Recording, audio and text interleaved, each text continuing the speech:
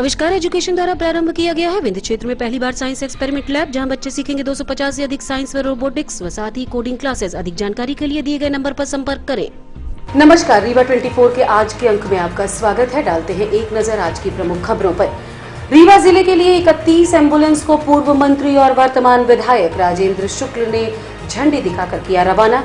एक ऐसा प्याऊ जहां रोज बंदर आता है पानी पीने। संभाग की 16 लाडली बेटियों को तिलक लगाकर बाघा बॉर्डर के लिए किया गया रवाना और स्वाधीनता के अमृत महोत्सव के अंतर्गत व्याख्यान माला का हुआ आयोजन। इन खबरों को आगे हम विस्तार से देखेंगे।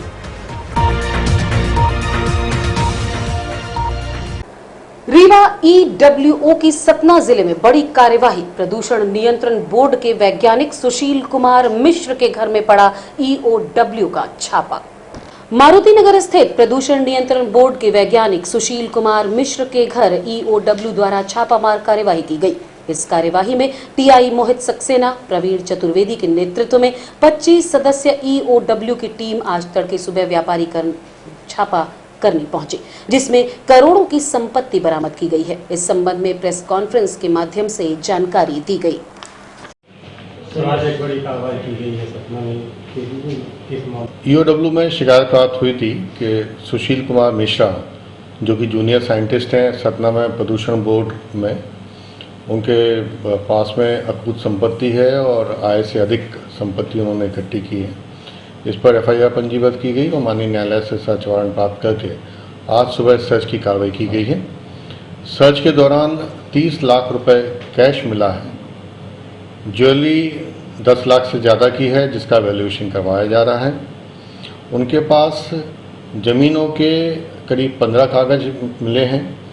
उन रजिस्ट्रियों में एक बड़ी रजिस्ट्री जो है वो 7 एकड़ का फार्म हाउस बेलहटा, जो कि बिल्कुल नगर निगम सीमा से लगा हुआ गांव है, वहाँ का है।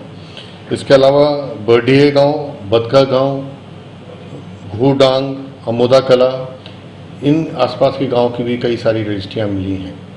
इनके पास में 7 वाहन मिले हैं, जिनमें से 4 4 व्हीलर हैं, महिंद्रा एक्सयूवी है, महिंद्रा का स्कॉर्पियो है, इंडिगो है, ट्रैक्टर है। इसके अलावा 3 मोटरसाइकिलें मिली हैं। जो इनके पास भोपाल के भी प्लॉट के कागज़ मिले हैं। इनकी बहू अभी श्रीमती ज्योति मिश्रा, ये करीब 6 वर्ष से सतना में ही रामपुर बघेलान में पटवारी हैं। उनके पास से भी कई दस्तावेज मिले हैं और संपत्ति मिली है। तो इसमें भी कार्रवाई चल रही है। अभी सर्च कार्रवाई इनके जो बेलहटा वाले फार्म हाउस है उसमें भी सर्च कार्रवाई अभी बाकी है और भोपाल की भी जानकारी मिली है, उसमें भी सर्च कार्रवाई की जाएगी। लॉकर्स वगैरह इनके पास अभी कई बैंक के खाते मिले हैं, पोस्ट ऑफिस की जानकारी मिली है, LIC की जानकारी मिली है, लॉकर्स की जानकारी जुटाई जा रही है। तो कितना कुछ सामने आया, कितने एक लगभग अमाउंट होगा, कितने करोड़? काफ़ी आलिशान ढंग से इन्होंने अपना घर रखा हुआ है और काफ़ी वाहन है इनके पास में। इनके पास करोड़ों की संपत्ति है, जबकि ये जूनियर साइंटिस्ट पद पर इसी साल प्रमोट हुए हैं। इसके पहले लैब असिस्टेंट थे और सैलरी इनकी 50 लाख से कम का आकलन किया गया है। क्या सर पटवारी में इनकी जो बहू है उनसे भी कुछ जांच अगर हो तो भी चीज़ सामने विवेचना की जा रही है और जो मूलतः शिकायत थी वो सुशील कुमार मिश्रा जूनियर साइंटिस्ट की थी और ये नई जानकारियाँ मिली हैं। जो भी जानकारियाँ दस्तावेज जब्त होंगे और जो भी विवेचना में तथ्य आएंगे उनके अनुसार अगली कार्रवाई की जाएगी। सर अभी तक और कुछ मिलने की संभावना है क्या है सर? इसमें मैंने बताया कि अभी इनका फार्म हाउस का जो कमरे हैं उसकी तलाशी नहीं हुई है और लगातार कागज़ मिलते जा रहे हैं।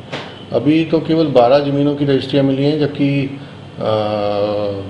जो है और जो अभी उनको अध्ययन किया जा रहा है उन कागज़ों का, तो शाम तक संभावना है कि कई और करोड़ों की ज़मीनें उनके पास से मिलेंगी कागज़। तो कितने ठिकानों पे कार्रवाई चल रही है और कितनी सदस्यीय टीम इसको लगी? मूलतः ये इनका मुख्य घर मारुति नगर सतना में है, जो कि वहाँ की बड़ी प्रमुख कॉलोनी है। वहाँ पे सर्च कार्रवाई चल रही है और इसमें हमारी टीम में 2 इंस्पेक्टर हैं, 4 सब इंस्पेक्टर हैं और करीब 25 सदस्यीय टीम इसमें सर्च कार्रवाई करेगी। रीवा जिले के लिए प्राप्त 31 एम्बुलेंस को पूर्व मंत्री एवं रीवा विधायक श्री राजेंद्र शुक्ल ने हरी झंडी दिखाकर विभिन्न विकास खंडों के लिए रवाना किया। जिले में पूर्व से 12 एम्बुलेंस संचालित हैं। नई एम्बुलेंस को मिलाकर अब जिले में 108 एम्बुलेंस की संख्या 43 हो गई है। जिला अस्पताल में आयोजित कार्यक्रम को संबोधित करते हुए पूर्व मंत्री एवं रीवा विधायक श्री राजेंद्र शुक्ल ने कहा कि एकीकृत रेफरल ट्रांसपोर्ट प्रणाली से संचालित जननी एवं 108 एम्बुलेंस ऐप के माध्यम से घर में बुलाई जा सकती है। ये उन लोगों के लिए वरदान साबित होगी जो सड़क दुर्घटना में घायल हो जाते हैं। साथ ही ऐसे मरीज जिन्हें जिला या स्वास्थ्य केंद्र स्तर पर रेफर किया जाता है। पूर्व में जो गाड़ियां थीं वो पुरानी हो गई थी। अब ये नई गाड़ियां मरीजों के लिए वरदान साबित होंगी। इनमें से कुछ गाड़ियों में आधुनिक चिकित्सा प्रणाली के उपकरण लगाए गए हैं जिनमें तत्काल मरीज को मदद मिल सकेगी।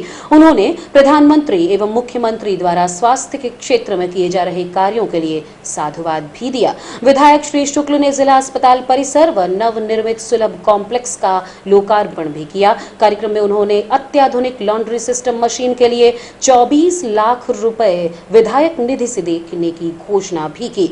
इस अवसर पर एसडीएम अनुराग तिवारी, सीएमएचओ एनएन मिश्र सहित चिकित्सक व स्थानीय जन उपस्थित थे।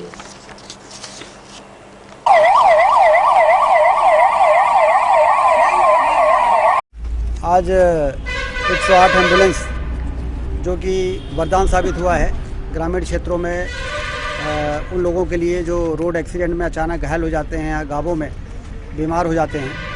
और जननी सुरक्षा एक्सप्रेस जो ऐसे लोगों को जिनके घर में वाहन नहीं है और अचानक अस्पताल में भर्ती करने की गुंजाइश ज़रूरत पड़ती है, तो ये जननी सुरक्षा एक्सप्रेस उन तमाम परिवारों के लिए वरदान साबित हुआ है। उसके लिए जो गाड़ियाँ चलती थी पुरानी हो गई थी, तो आज बड़ी खुशी की बात है कि 31 गाड़ियाँ रीवा ज़िले के लिए अलॉट हुई हैं, जिसमें 108 एम्बुलेंस भी है और जननी सुरक्षा भी है। ये वेल इक्विप्ड हैं एम्बुलेंस। इसमें तमाम तरह की आधुनिक मशीनें हैं जो ट्रॉमा में यदि कोई पेशेंट है तो तत्काल उसको एम्बुलेंस में ही राहत मिलती है और फिर उनको जिला अस्पताल में या संजय गांधी अस्पताल में पहुँचाने का काम होता है। तो पुरानी जो गाड़ियाँ थी उसकी जगह जो नई गाड़ियाँ यहाँ पर उपलब्ध हुई हैं, ये हमारे प्रधानमंत्री और मुख्यमंत्री जी के जो स्वास्थ्य के क्षेत्र में किए जा रहे अभूतपूर्व कार्य हैं उसका परिणाम है। तो मैं सभी को इसके लिए बधाई देता हूँ। रीवा शहर में एक ऐसा प्याऊ भी है जहां बंदर रोज पानी पीने आते हैं, जिसे लोग बजरंग बली का रूप मानते हैं। रीवा शहर के शिल्पी प्लाजा में खुला एक प्याऊ आकर्षण का केंद्र बना हुआ है। यहाँ भारतीय मजदूर संघ की ओर से निःशुल्क प्याऊ की व्यवस्था की गई है, जिसमें इंसान तो पानी पीने आते ही हैं, एक बंदर भी रोज पानी पीने आता है। इस संबंध में हमने प्याऊ संचालक रामचरण शुक्ल से बात की। क्या आपने पौसला खुलाया है? कौन कौन लोग आते हैं? ये हमारा पौसला 2004 से निरंतर चल रहा है और 1100 रुपये का मटका हम हर वर्ष खरीदते हैं। इसके बाद सार्वजनिक प्याऊ का संचालन करते हैं। इसमें सर्वहारा वर्ग, गरीब, शोषित, पीड़ित, दलित, आमजन आके ठंडा पानी पीते हैं। और अभी 4-5 दिन से तो लगातार हनुमान जी साक्षात आके जल ग्रहण कर रहे हैं। जैसा कि अभी आपने देखा है कि हनुमान जी आके स्वयं अपने से मटके में पानी पिए हैं। इसके बाद उनको हम गिलास से भी पानी पिलाए हैं और बड़े अच्छे ढंग से गिलास से भी उन्होंने पानी पिया है। क्या नाम है आपका? हमारा नाम रामचरण शुक्ल है। ये शिल्पी प्लाजा ए ब्लॉक के पीछे, और मैं भारतीय मजदूर संघ का पदाधिकारी भी हूँ और बचपन से मैं स्वयं सेवक हूँ जी। विंध्य यूथ ब्रिगेड द्वारा 1 मई मजदूर दिवस के अवसर पर कार्यक्रम का आयोजन किया गया। हर साल पूरी दुनिया में 1 मई को मजदूर दिवस लेबर डे मनाया जाता है। इसकी शुरुआत 1886 में अमेरिका से हुई, लेकिन धीरे धीरे ये दुनिया के कई देशों में मनाया जाने लगा। यहाँ मजदूर दिवस का मतलब सिर्फ मजदूरों से नहीं, बल्कि हम उस शख्स से कर रहे हैं जो नौकरी करता है। मजदूर दिवस का महत्व पूरी दुनिया के लिए खास है, क्योंकि इस दिन से ही कुछ ऐसे बदलाव हुए जिन्होंने पूरी दुनिया के नौकरी पेशा लोगों के जीवन को आसान बनाया। इसी कड़ी में विंध्य यूथ ब्रिगेड द्वारा आज रीवा शहर में मजदूर दिवस पर कार्यक्रम आयोजित किया गया, जिसमें आयोजकों ने अपने विचार रखे। 1 मई है, पूरी दुनिया मजदूर दिवस मना रही है, तो हमें ऐसा लगता है, हमारे परिषद को ऐसा लगता है कि मजदूरों को आज़ादी के इतने सालों के बाद भी भारत में वो हक नहीं मिल पाया जो उनको मिलना चाहिए, क्योंकि वो मजदूर नहीं हैं, वो कर्मवीर हैं। उनके कर्मों से शिल्पी से कार हैं, उनके कर्मों से बड़े बड़े भवन बनते हैं, सड़क बनती है, बड़े बड़े अट्टालिकाएं खड़ी होती हैं, हमारे ये पुल बनते हैं, कुएं बनते हैं, तालाब बनते हैं, मजदूर बनाता है। इसलिए असली भारत की अर्थव्यवस्था का मूल मंत्र मजदूर है, इसलिए उसे आज हम लोगों ने उसे कर्मवीर की उपाधि दी है। कर्मवीर की, कर्म करके जो खाता है, मेहनत करके, मेहनत कश मजदूरों के लिए हम लोगों ने कुछ इस गर्मी में एक ये हमारे तरफ से, हमारे संगठन की तरफ से ये तौलिया जो लाल कलर की है, उनके गर्मी से सुरक्षा के लिए दिया गया है। कोई बड़ी बात नहीं हो, इनका एक पंजीयन हो, ताकि मालूम पड़े कितने ऐसे लोग अनऑर्गेनाइज्ड लेबरर्स हैं जो कि हर शहर में दर दर घूम रहे हैं। इनके लिए कुछ ज़रूरी है। और फिर ये भी चाहूँगा मैं कि इनको कुछ बेरोजगारी भत्ता टाइप कुछ लोगों को दिया जाए, ताकि इनका भरण हो पाए। मजदूरों की अनेक समस्याएं रहती हैं, उनका इलाज क्या है, उनके जैसे मनरेगा है, मनरेगा में उनको काम नहीं मिल पाता है, मशीनों से काम कराया जाता है। इस पर बड़ा चिंतनीय विषय है ये। सही कह रहे हैं, आजकल खेती बाड़ी काम भी पूरे मशीन आ गई हैं। फिशर गेहूँ उगाने काम कर रहा है, काटने काम कर रहा है, तो इन तरह बेरोजगार हो गए हैं। तो सरकार को चाहिए चिंता करे कि ये मजदूर जो जिनका भी मजदूर धंधा मजदूरी है, जिनका आजीविका की मजदूरी है, उनको कोई ना कोई काम देना बहुत ज़रूरी है। मैं वही कह रहा हूँ कि इनको जिला लेवल पे चाहिए कि ऐसे मजदूरों को एक सूची बनाई जाए, इनका जो है एक पंजीयन किया जाए। गवर्नमेंट जो है जहाँ भी काम चल काम दिया जाए, और जो काम नहीं पा रहे हैं उनको मिनिमम मजदूरी भत्ता भी दिया जाए। अभी वन विभाग में तेंदू पत्ता कलेक्शन काम चल रहा है, और ये 2 महीने मई जून में लाखों श्रमिक जो हैं, करीब 20 लाख परिवार मध्य प्रदेश में है, तो तेंदू पत्ता कलेक्शन काम करता है। ये बेचारे सुबह जाते हैं जंगल में, पत्ता तोड़ते हैं, फिर पत्ता को बांधते हैं, फिर जाके फड़ में पत्ता देते हैं। इनकी मजदूरी जो है पहले 2500 थी, 19 में कांग्रेस गवर्नमेंट ने 2500 किया था 2000 से। इस वर्ष हम लोगों ने माननीय कमलनाथ जी ने चिट्ठी लिखा माननीय शिवराज सिंह चौहान जी को, उन्होंने 3000 रुपये पर मानक बोरा 1000 गड्डी के कर दिया है, और इनके लिए काफ़ी अच्छा हो गया है। ये मैं उनको बधाई दूंगा, गवर्नमेंट को भी और माननीय कमलनाथ जी को भी। प्रयासों से उनकी मजदूरी बढ़ी है। इनके लिए जरूरी कि इनके स्वास्थ्य सेवाओं ध्यान दिया जाए। मजदूर बेचारे जाते हैं जंगल, कई बार लू लगती है, कई बार इनको जो है संभाग के 16 लाडली बेटियों को तिलक लगाकर अंतर्राष्ट्रीय बाघा बॉर्डर के भ्रमण के लिए रवाना किया गया।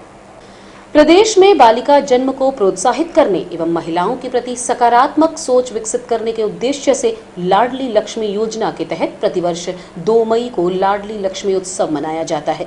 संभाग भर के प्रत्येक जिले से 4-4 बालिकाओं सहित कुल 16 बालिकाओं का चयन किया गया है। कमिश्नर अनिल सुचारी ने बेटियों को शुभकामनाएं देते हुए बाघा बॉर्डर के लिए रवाना किया।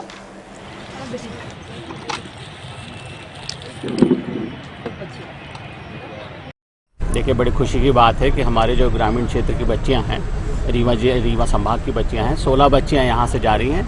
हर जिले से 4-4 बच्चियां हैं। जो माँ तुझे सलाम कार्यक्रम जो मध्य प्रदेश शासन का है, और बड़ा महत्वपूर्ण कार्यक्रम है, जिसमें बच्चों को बॉर्डर तक ले जाया जाता है।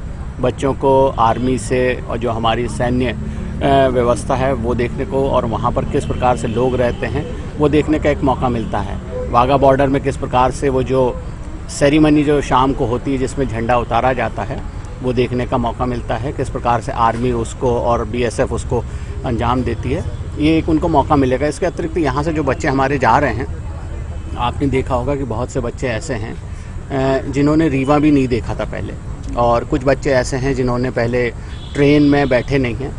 शासन ये चाहता है कि बच्चे बाहर निकलें, बच्चों को बाहर देखने का अवसर प्राप्त हो, और इस योजना का भी यही उद्देश्य है कि हमारे बच्चे बॉर्डर तक जाएं, बॉर्डर में देखें, और एक जो राष्ट्रभक्ति का जज्बा है वो सभी हमारे बच्चों में और पूरे समाज में वो उनके अंदर पैदा हो, जिससे कि हम अपने विकास के, अपने देश के विकास के लिए आगे बढ़ सकें। यहाँ से जो बच्चे हमारे जा रहे हैं पहले भोपाल जाएंगे और भोपाल के बाद वो अमृतसर के बाद वाघा बॉर्डर जाएंगे। तो अमृतसर में भी उनको देखने का अवसर प्राप्त होगा, वाघा बॉर्डर में भी देखने का अवसर प्राप्त होगा और भोपाल में भी होगा।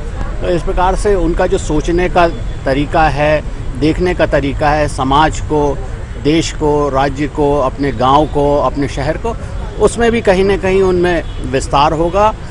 मैं समझता हूं कि ये बहुत अच्छी अपॉर्चुनिटी है सभी बच्चों के लिए। मैं इन सभी बच्चों को अपनी ओर से बहुत बधाई देता हूं और मैं समझता हूं कि ये वहां से I am feeling too nice because it's my first journey to wonder the Punjab and I not only I am but also all ना केवल हम बल्कि सारी लड़कियां बहुत एक्साइटेड हैं वाघा बॉर्डर घूमने के लिए, क्योंकि ये लाडली लक्ष्मी योजना है और इससे लड़कियों को ले जाया जा रहा है और सारी चीज़ों को एक एक चीज़ अच्छे से एक्सप्लेन करेंगे। इसीलिए लड़कियां और एक्साइटेड हैं कि उनको एक एक चीज़ दिखाया जाएगा, इसलिए लड़कियां बहुत एक्साइटेड हैं और हर ज़िले से लड़कियां जा रही हैं। मतलब इससे ये भी साबित होता है कि लड़कियों को और प्रोत्साहन मिल रहा है गवर्नमेंट के द्वारा। स्वाधीनता का अमृत महोत्सव के अंतर्गत व्याख्यान माला का हुआ आयोजन। देश स्वाधीनता की 75वीं वर्षगांठ मना रहा है। इस उपलक्ष्य में विभिन्न कार्यक्रमों का आयोजन किया जा रहा है। इसी श्रृंखला में एक व्याख्यान माला का आयोजन रीवा में किया गया, जिसमें मुख्य वक्ता के रूप में राष्ट्रीय स्वयंसेवक संघ के अखिल भारतीय कार्यकारी मंडल के सदस्य माननीय श्री राम माधव जी का उद्बोधन कृष्णा राज कपूर ऑडिटोरियम में संपन्न हुआ, जिसमें भारी संख्या में संघ के कार्यकर्ता सहित शहर के गणमान्य नागरिक प्रबुद्ध जन उपस्थित रहे। अपने उद्बोधन में श्री राम माधव जी ने कहा, आना पड़ेगा, अभी आ रहे धीरे धीरे। आजकल डॉक्टर से शादी कर लेते हैं, डॉक्टर का जाति बनेगा, आईएएस अधिकारी से करता, धीरे धीरे सॉफ्टवेयर इंजीनियर से शादी करता, धीरे धीरे बदलेगा। ये बदलाव की तरफ जाना चाहिए। आज राजनीति के कारण जाति जीवित है, अन्यथा व्यक्ति के जीवन में उसका कोई और कुछ नहीं बचा, राजनीति के लिए जीवित है। हमारा जाति हो तो एमएलए बन जाए, मंत्री बन जाए, गिनती भी होती है हमारे जाति के कितने हैं, तो राजनीति जीवित रखना है, इस पर सोचना चाहिए। क्योंकि देश का जो सबसे बड़ी समस्या आजादी के समय जाति प्रथा थी, गांधी जी को तो कहना पड़ा ये छुआछूत जब तक समाप्त नहीं होगा मैं तो आजादी के आंदोलन को भी बाधा रख दूंगा, छुआछूत समाप्त होना है। चलिए छुआछूत तो लगभग हमने समाप्त करने का कोशिश किया व्यवहार में, पर मन से नहीं गया, मन से है, मन से हटना चाहिए। जब आजाद हुआ देश का बंटवारा हो, विभाजन हिंदू मुस्लिम नाम पर हम अपने समाज में विभाजन लाए और देश बट गया था। और याद रखें देश का विभाजन कोई शांतिपूर्ण था। 17% 87 लोग निरक्षर थे, गरीब लोग थे देश के अंदर। देश गरीब है, देश अशिक्षित है, लोकतंत्र नहीं चलेगा, सावधान रहना। ये लोकतंत्र नहीं रहेगा, मुक्तंत्र बनेगा, यानी एक मोबोक्रेसी बन जाएगा, समूह चलाएगा, बुद्धिमान लोग चले, खतरा है। तो नेहरू ने कहा नहीं। नेहरू ने और बाद में राजेंद्र प्रसाद जो हमारे संविधान सभा के अध्यक्ष हुए थे, दोनों ने एक बड़ी बात की। दोनों ने कहा कि देखो भाई लोकतंत्र, डेमोक्रेसी जो आप कह रहे हो ना, हो सकता है कि यूरोपीय विचार है, बट भारत के हजारों वर्षों के इतिहास में लोकतंत्र इसके खून में है, भारत के स्वभाव में लोकतंत्र है। फिर गांधी जी कहते थे रामराज जो कहता हो उसको लोकतंत्र ही है, पर भारत का लोकतंत्र का अर्थ ये था जो रामराज्य, जहां गांधी जी के शब्द ये था the weakest shall have as much power as the strongest। समाज का आखिरी व्यक्ति भी पहला व्यक्ति के बराबरी का ताकत रखेगा। ये लोकतंत्र होता है हमारे यहाँ, विजयवादी लोकतंत्र नहीं है। फिर हमने उस प्रकार का लोकतंत्र लाने का प्रयास इस देश में किया है और उसको सफल चलाया है। इन सफलताओं का गर्व होना चाहिए, इसको कोसने का कारण नहीं है। पर ये सब करते हुए भी एक मुख्य बात पर थोड़ा हमको ध्यान देना पड़ेगा, उस पर भी मैं कुछ विषय आपके सामने रखकर समाप्त करता हूं कि आखिर ये आजादी का लक्ष्य क्या था। तो तो गांधी जी ने अपने मृत्यु से 3 दिन पहले एक प्रस्ताव डिक्टेट किया था अपने सेक्रेटरी के। वो प्रस्ताव ये था कि भारत भले ही 2 टुकड़े में बट गया हो, देश का विभाजन हुआ था 48 में, फिर भी हमको राजनैतिक स्वाधीनता मिली। याद रखिए, गांधी जी ने भारत को स्वतंत्रता मिली ये नहीं बोला था, राजनीतिक स्वाधीनता मिली। We have become politically free. गोरे लोग चले गए, हम अपने लोग शासन में लेके आए, राजनीतिक स्वाधीनता मिली। और आगे गांधी जी लिखते हैं, पर शहरों से दूर 7 लाख गांवों में रहने वाले करोड़ों भारतवासियों को सामाजिक, नैतिक, आर्थिक आजादी आना बाकी है। सामाजिक आजादी नहीं है, जातिवाद, छुआछूत, सांप्रदायिकता, मजहबों के बीच झगड़ा। और रुकेंगे एक छोटे से विराम के लिए। देखते रहिए रीवा 24 न्यूज।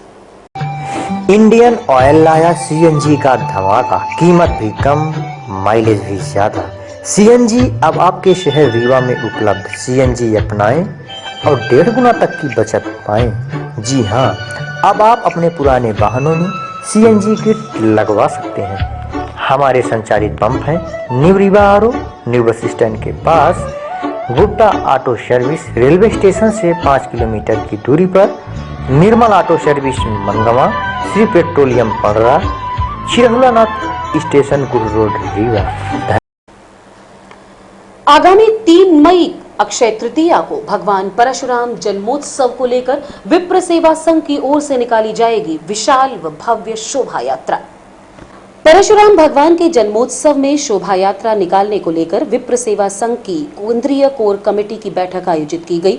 विप्र सेवा संघ के राष्ट्रीय अध्यक्ष राजीव शुक्ल ने बताया कि भगवान परशुराम जन्मोत्सव 3 मई अक्षय तृतीया को है। भगवान परशुराम जी विष्णु भगवान के 6ठे अवतार हैं, जो शस्त्र और शास्त्र में उच्च कोटि के उदाहरण पेश करते हैं। अन्याय के खिलाफ आवाज उठाना, अत्याचार के खिलाफ लड़ना सिखाया, समाज को नई दिशा दी, पुत्र धर्म और मातृ धर्म दोनों को निभाया। अक्षय तृतीया अपने आप में सबसे श्रेष्ठ तिथि मानी जाती है। इस दिन सर्वाधिक मांगलिक कार्य भी होते हैं, इसलिए ब्राह्मणों के साथ साथ सभी सनातन प्रेमियों को यात्रा में शामिल होना चाहिए।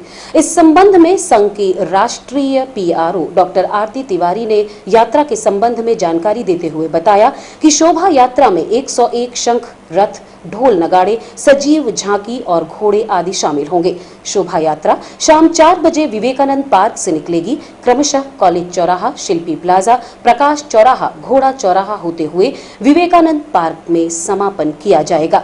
इस संबंध में संघ के राष्ट्रीय अध्यक्ष पंडित राजीव शुक्ल ने सभी से अपील की। बुलावे नहीं भेजे जाते, स्वाभिमान में जो शेर होते हैं वो स्वतः ही आ जाते हैं मैदान में। मैं पंडित राजीव शुक्ला, संस्थापक और राष्ट्रीय अध्यक्ष विप्र सेवा संघ में आप सभी ब्राह्मण भाइयों, बहनों, माताओं, सनातन प्रेमियों को सादर प्रणाम करता हूं। अक्षय तृतीया 3 मई को है। इस बार आइए हम सब मिलकर के भगवान परशुराम जी का भव्य जन्मोत्सव मनाएं। विप्र सेवा संघ ने एक शोभा यात्रा का आयोजन किया है। 3 मई दिन मंगलवार शाम 4 बजे, स्थान विवेकानंद पार्क, कॉलेज चौराहा, रीवा, मध्य प्रदेश। आइए हम सब मिलकर के कार्यक्रम को सफल बनाएं। और रुकेंगे एक छोटे से विराम के लिए। देखते रहिए रीवा 24 न्यूज। हड्डी जोड़ एवं रीढ़ रोग तथा स्त्री रोग एवं प्रसूति रोग का इलाज एक ही छत के नीचे। विघ्नहर्ता hospital and trauma centre, hotel landmark के पास, रतहरा, रीवा। डॉक्टर संतोष सोनी, पूर्व चिकित्सक, बॉम्बे हॉस्पिटल, मुंबई। हड्डी जोड़ एवं रीढ़ रोग विशेषज्ञ, छोटे चीरे एवं दूरबीन विधि द्वारा हाथ तथा पैर की हड्डियों का ऑपरेशन। गठियाबात, जटिल एवं बिगड़े हुए फ्रैक्चर का बेहतर इलाज करते हैं डॉक्टर संतोष सोनी। विघ्नहर्ता हॉस्पिटल ट्रॉमा सेंटर में ही स्त्री एवं प्रसूत रोग विशेषज्ञ डॉक्टर शैलजा सोनी भी उपलब्ध हैं, जिनकी देखरेख में नॉर्मल डिलीवरी, सिजेरियन ऑपरेशन एवं बच्चेदानी से संबंधित ऑपरेशन की बेहतर सुविधा। संतानहीन दंपत्ति तत्काल संपर्क करें। विघ्नहर्ता hospital and trauma centre, hotel landmark के पास, रतहरा, रीवा। सुविधाजनक एवं सफल इलाज हेतु आज ही संपर्क करें। विघ्नहर्ता hospital and trauma centre, hotel landmark के पास, रतहरा, रीवा। मोबाइल नंबर 7828781983 अथवा 8462956774 पर। गायत्री विद्या मंदिर higher secondary school Nehru Nagar Rewa के छात्र छात्राओं ने हाई स्कूल एवं हायर सेकेंडरी स्कूल की बोर्ड परीक्षा में 100% परिणाम लाकर विद्यालय को गौरवान्वित किया है। हायर सेकेंडरी परीक्षा में 57% छात्रों ने 80% से अधिक अंक प्राप्त कर अपना लोहा मनवाया, जिनमें आदर्श कुमार मिश्र ने 95%, अलका मिश्र ने 94% एवं अर्पित पांडे ने 90% अंक प्राप्त कर क्रमशः प्रथम, द्वितीय एवं तृतीय स्थान प्राप्त किया। इसी प्रकार हाई स्कूल परीक्षा परिणाम में विद्यालय के 65% छात्र छात्राओं ने 80% से अधिक अंकों में उत्तीर्ण हो विद्यालय का परचम लहराया है, जिसमें शिवांगी मिश्र ने 97, निधि मिश्र 93 एवं उत्कृष्ट द्विवेदी ने 93% से उत्तीर्ण हो क्रमशः प्रथम, द्वितीय एवं तृतीय स्थान प्राप्त किया है। विद्यालय के प्रमुख श्री राकेश प्रभाकर पांडे एवं प्राचार्य श्री राजेंद्र शुक्ल ने सभी विद्यार्थियों को इस बेहतर परिणाम की प्रशंसा करते हुए उनके उज्जवल भविष्य के लिए मां गायत्री से कामना की एवं समस्त शिक्षकों को गौरवपूर्ण नेतृत्व के लिए बधाई भी दी। और अब चलने से पहले डालते हैं एक नजर आज की प्रमुख खबरों पर। रीवा जिले के लिए 31 एम्बुलेंस को पूर्व मंत्री और वर्तमान विधायक राजेंद्र शुक्ल ने झंडी दिखाकर किया रवाना। एक ऐसा प्याऊ जहां रोज बंदर आता है पानी पीने। संभाग की 16 लाडली बेटियों को तिलक लगाकर बाघा बॉर्डर के लिए किया रवाना और इस स्वाधीनता के अमृत महोत्सव के अंतर्गत व्याख्यान माला का हुआ आयोजन। आज की खबरों में बस इतना ही। नई खबरों के साथ कल होंगे पुनः उपस्थित। अब दीजिए इजाजत। नमस्कार।